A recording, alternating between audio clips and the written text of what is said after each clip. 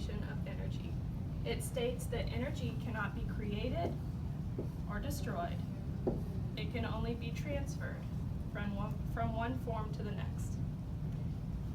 The equation for the law of conservation of energy is delta U equals Q minus W, where delta U is the internal energy, Q is the heat added to the system, and W is the work done by the system.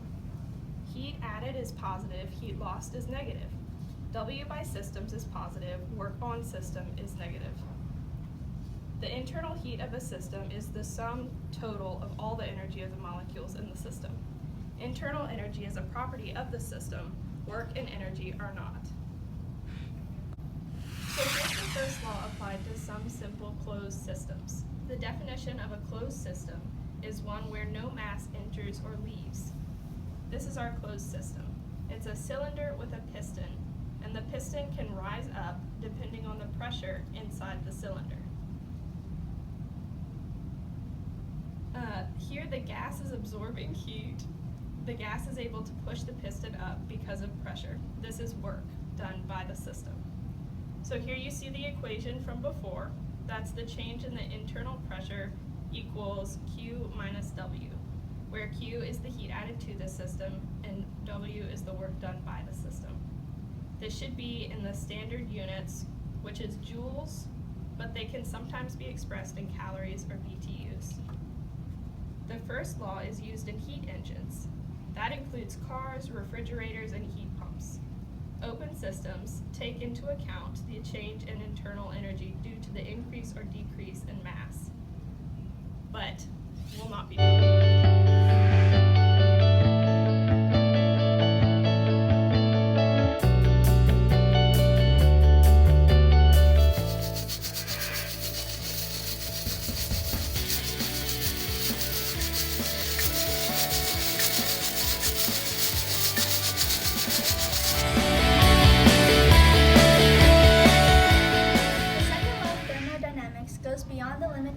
Of the first law of thermodynamics, that energy is conserved, and explains the processes that occur in nature and which do not.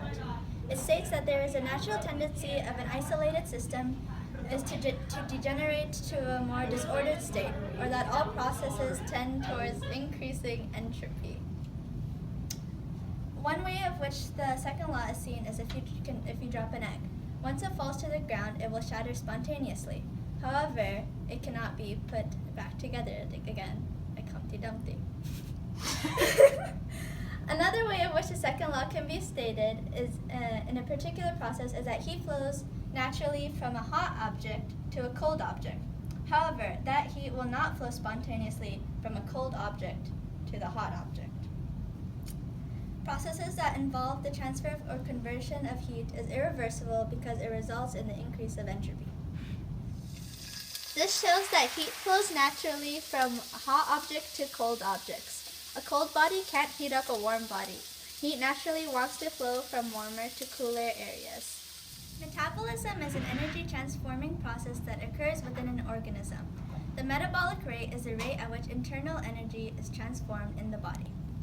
We can apply the first law of thermodynamics, U equals Q minus W, to a human body where U is the internal energy of the body, Q is the flow of heat, and W is the work done by the body. Because the body is normally at higher temperature than its surrounding, heat usually flows out of body. So the source of energy is actually the energy stored in foods. Humans have an open system where internal energy can flow into or out of the system.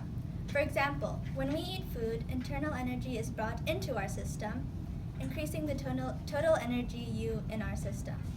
However, in a closed system, the internal energy changes only as a result of heat flow or work done.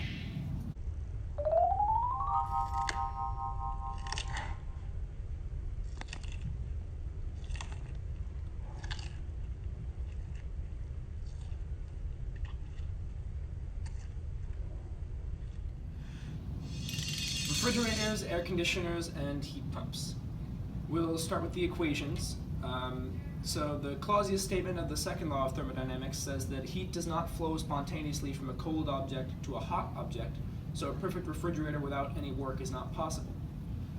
Then we have the equation that the coefficient of performance, Cp, is equal to the heat taken out of the low temperature area, QL, divided by the work, W. By the first law of thermodynamics here, we can say that QL is equal to the amount of work, or plus the amount of work, is equal to the heat taken out, or the heat added to the high heat area, so we have QL plus W equals QH. Then we can rearrange this so that we see that work is equal to QH over minus QL, and substitute that into our earlier equation, so we have everything, we have Cp in terms of Q. Whereas for heat pumps, the law is slightly different. Heat pump usually means something takes heat from a low temperature, QL, and moves the heat to a higher temperature area, as QH, using work. So in this case, QH is delivered to the inside, so now Cp is different and is QH over W. So now I'll explain how a refrigerator works. The refrigerator takes a gas called HFC that is a liquid at low temperatures and compresses it in the compressor here. It heats up as it is pressurized and passes through these coils. It's hot in the red section. And it's coming into contact with a relatively colder room outside, so it starts to lose its heat to the environment. And then as it cools, it becomes a liquid because of the high pressure from the compressor. So then it flows through a tiny valve back into the fridge into a low pressure area here. And when it comes back into the low pressure area, that causes it to boil and change back into a gas. And then it cools down the inside of the fridge, returning to the compressor to restart the cycle. Entropy is a function of the state of a system and can be interpreted as a measure of the disorder of that system. We deal with the change of entropy in a system, or when we deal with the change of entropy in the system, we use the equation delta S equals Q over T, or the change in entropy is equal to the heat divided by the temperature. Where the temperature is constant, calculations are simple, but multiple changes in the temperature that vary over a period of time can make finding entropy difficult without a computer or calculus. This is where, even though we can put some things together, decreasing entropy, the system as a whole will always follow the second law, and the entropy will increase as much or more than it is decreased. The second law, stated in general, is the total entropy of any system plus that of its environment increases as a result of any natural processes. Ideally, it could stay the same, but for any real process, entropy will increase.